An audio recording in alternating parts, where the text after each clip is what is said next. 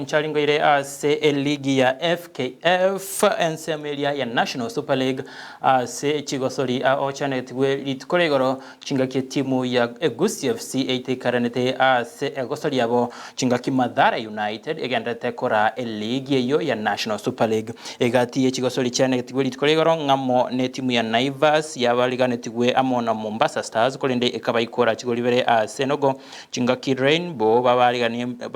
babaliganete Mulembe United, Mulembe ekabaka emo Sibusa Silibwet ekabaligania Luanda Villa Luanda yabwete gosori yo segoli emo Sibusa Kibera amo na Gusi FC Gusi egata tiegete segosori yo kana kia Kibera kwa gwa obubiwe chigolibere nechi point isatu Migori ekabaka timu ya SS Asad chigoli sato ase emo